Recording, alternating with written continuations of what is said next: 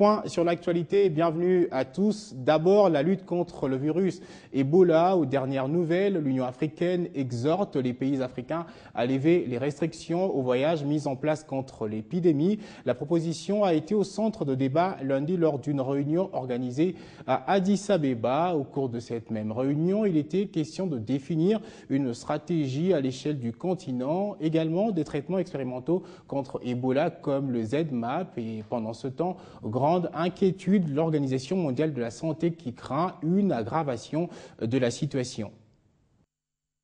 Nous devons faire attention à ne pas mettre en place des mesures qui auraient un impact social et économique supérieur à celui de la maladie elle-même.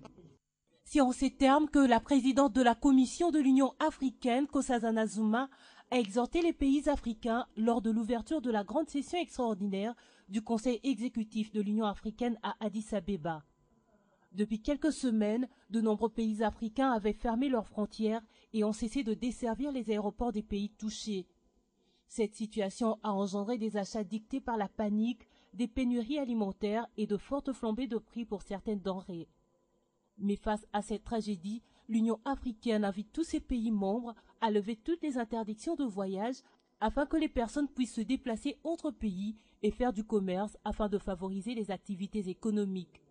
Par ailleurs, le Sénégal a déjà annoncé lundi 8 septembre l'ouverture prochaine d'un corridor humanitaire pouvant permettre aux organisations humanitaires de porter assistance aux pays de la sous-région touchés par cette épidémie.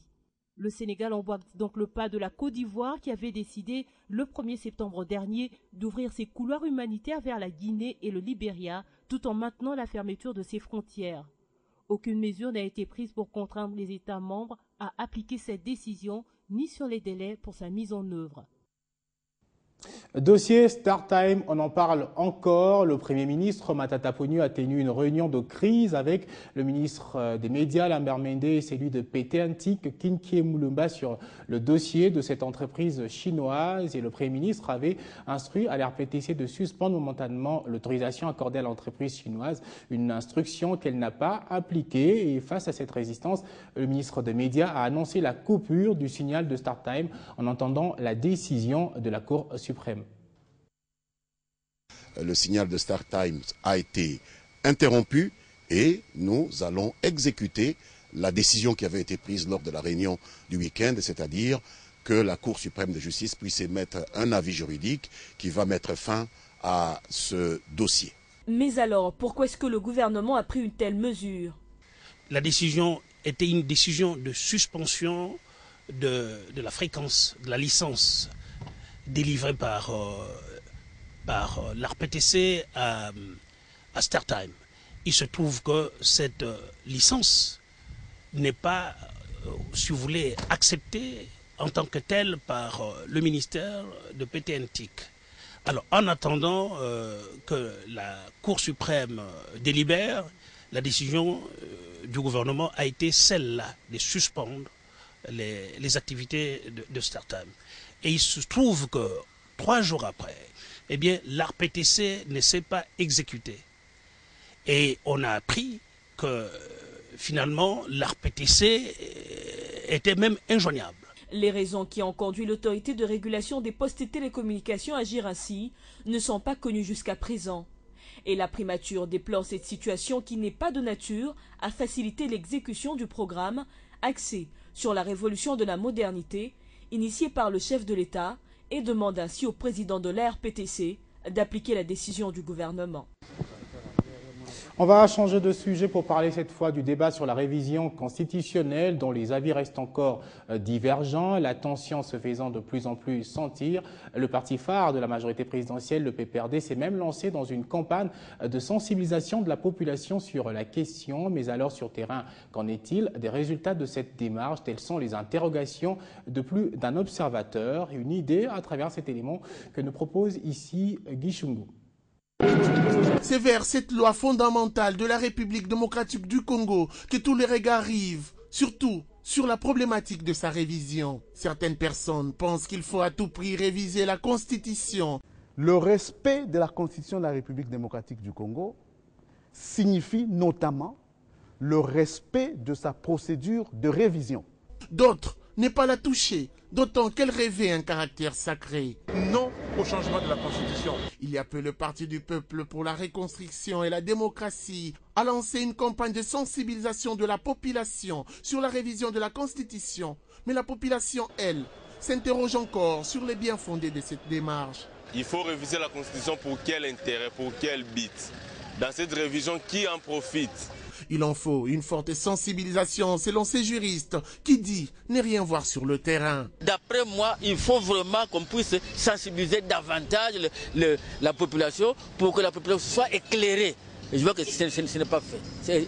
Il est grand temps qu'on puisse le faire. Au contraire, la sensibilisation s'est faite comme prévu. Ici, par exemple, à la génération kabylyste, le message était clairement transmis. Puisque c'est le peuple qui a verrouillé l'article 220 par référendum, alors pour nous, la clé se trouve chez ces peuples-là. On doit soutenir le président Kabila jusqu'au bout. Il n'y a rien qui peut nous effrayer. Une chose est sûre, seule la population pourra sanctionner positivement ou négativement cette démarche. Tout de suite, direction les provinces. Première étape, le Nord Kivu, où l'on a inauguré ce mardi à Goma à l'école du Cinquantenaire. C'est Masuga Rugamika, représentant le président de la République, Joseph Kabila, et conseiller du président en charge du social et éducation, qu'il a inauguré avec un coût global des travaux évalué à 919 000 $ américains. L'école comprend 5 bâtiments avec 22 salles de classe pour une capacité de 850 élèves et un internat de 100 élèves. Et déjà pour la rentrée, elle accueille 550 élèves. Mathieu Kamango est notre envoyé spécial sur place. Le quartier Mugunga à Goma a accueilli toutes les personnalités politiques et notabilités de la province pour l'inauguration de l'école du Cinquantenaire de Goma. 1 919 000 $ américains déboursés par la province pour la construction de ces bijoux. Cette école qui contribuera à l'éducation au Nord Kivu. C'est une gigantesque école de 5 blocs, avec 22 salles de classe, 6 salles administratives, 4 laboratoires pour les sections organisées et une salle de réunion avec internat d'une capacité de 100 élèves. Une école qui entre dans les chantiers d'éducation, offrant des options comme la pétrochimie, l'électronique, l'aviation, la construction, l'agroforesterie, la mécanique générale, commerciale et informatique, des options qui répondent aux opportunités de la province du Nord Kivu. C'est le conseiller principal du chef de l'État, Masuga Rugamika, représentant le président de la République, Joseph Kabila, qui a procédé à la coupure du ruban pour l'inauguration ce mardi 9 septembre de l'école du Cinquantenaire de Goma. Dans ce moment de circonstances, Julien Paloukou, gouverneur de province, a tenu à rappeler que malgré les situations difficiles de sa province, son gouvernement provincial a déjà réussi à créer 16 écoles sur fonds propres dans toute la province. Goma, Kamango, Télé 50. Début de l'opération de rapatriement volontaire des réfugiés angolais au Katanga. Le premier groupe rapatrié compte 400 personnes qui ont pris place à bord d'un train qui les conduit à Dilolo avant de traverser la frontière angolaise. Le go de ce rapatriement a été donné au cours d'une cérémonie organisée dans les bâtiments de la SNCC en présence du consul général de l'Angola et de plusieurs autorités de la province du Katanga. Pendant 4 mois, 18 062 réfugiés angolais, candidats au rapatriement volontaire, vont regagner leur pays, la province du Katanga, enregistrant tout sur son sol 22 602 réfugiés angolais depuis 1961 suite à l'instabilité politique.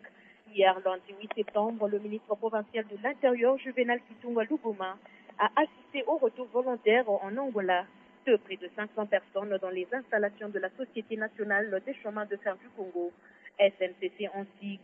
Cette opération se clôture le 31 décembre prochain, conformément aux résolutions prises à l'issue de la tripartite Angola-RDC-ACR qui s'est tenue à Luanda du 28 au 30 juillet dernier.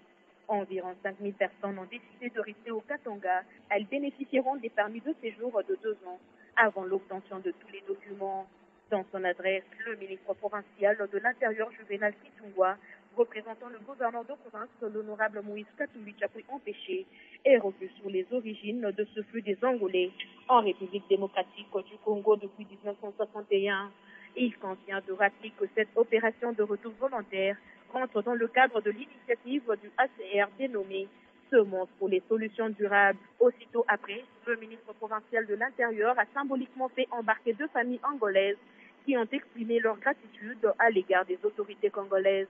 Au total, 37 convois vers l'Angola seront effectués dans le cadre de cette opération de rapatriement volontaire. Depuis Lubumbashi, Laetitia Masimango pour Télé 50. Et au Kasaï oriental, des syndicalistes ont pris l'option de dénoncer les retenues opérées à chaque paye sur les salaires des agents de l'État par la BCDC en vue d'obtenir la mécanisation de ceux qui sont impayés. L'initiative est partie d'une grève décrétée à Mbujimaï depuis lundi 8 septembre par l'intersyndicale de la fonction publique de cette province. Pour plus de précision, cette correspondance de Pierre-Serge Ntumba. Les agents de l'État de Mbujimaï sont en grève depuis le lundi 8 septembre, décrété par l'intersyndicale de la fonction publique du Kasaï oriental. Ce mouvement a pour objectif de dénoncer les retenues opérées sans raison, selon elle, à chaque paye sur les salaires des fonctionnaires de l'État par la Banque commerciale du Congo, BCDC, l'une des banques retenues pour le paiement des fonctionnaires de l'État au Kasaï oriental. Les grévistes voudraient aussi, par ce même mouvement, obtenir la mécanisation des seuls des leurs impayés depuis de nombreux mois, voire de nombreuses années. Hier, tout comme ce mardi, le bâtiment administratif abritant les diverses divisions provinciales et différents services de la fonction publique, selon les responsables intersyndicales de la fonction publique Kasaï oriental, la grève durera 7 jours et pourra être reconduite si l'objectif n'est pas atteint. Le gouvernement provincial du Kasaï oriental ne s'est pas encore prononcé à ces sujets, ce qui plonge davantage les grévistes dans le désespoir. Entre-temps, la grève se poursuit encore et de plus belle, la hiérarchie de la BCDC, incriminée, tarde encore à s'exprimer à ce propos. Pierre-Serge Ntumba, Mbujimaï Télé 50. On rentre à Kinshasa pour parler de cette formation des policiers au PJ dans la lutte contre les violences sexuelles et la protection de l'enfant ouverte hier à Kinshasa. Elle va durer plus d'1 mois et vise à renforcer les capacités de ces policiers dans la répression des infractions relatives aux violences sexuelles. Les modules prévus pour cette formation sont notamment l'introduction générale sur les violences basées sur le genre, les techniques d'enquête, la rédaction des procès-verbaux, la protection de l'enfant, le VIH-Sida, le droit de l'homme et le droit international humanitaire. Et en sport, vous le savez, la Fédération congolaise de cyclisme a connu des élections générales dimanche dernier, au terme desquelles Sylvestre Motayo a été réélu pour 4 ans et aussitôt désigné la nouvelle équipe avec la bénédiction du comité olympique congolais reçu une autre bénédiction, celle du ministre de Sport, Baudouin Banza Moukalai, qui à l'occasion a pris acte des assises tenues à Dima de Dombala pour les détails.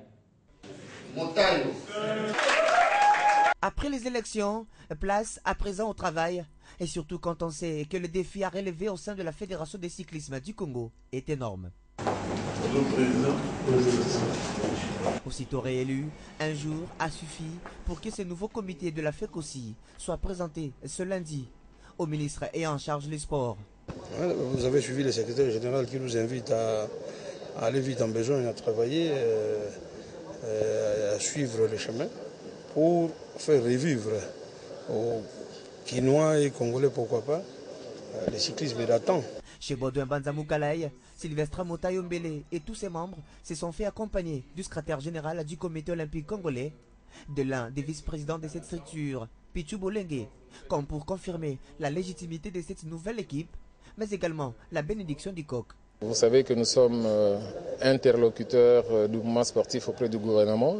Certes, il y a eu des divergences de vues, des contestations, et nous avons dit que l'Assemblée générale est le lieu de prédilection par excellence pour résoudre ces différends. Donc avant d'aller aux élections, pour préserver les résultats de ces élections-là, pour que personne n'en conteste la régularité.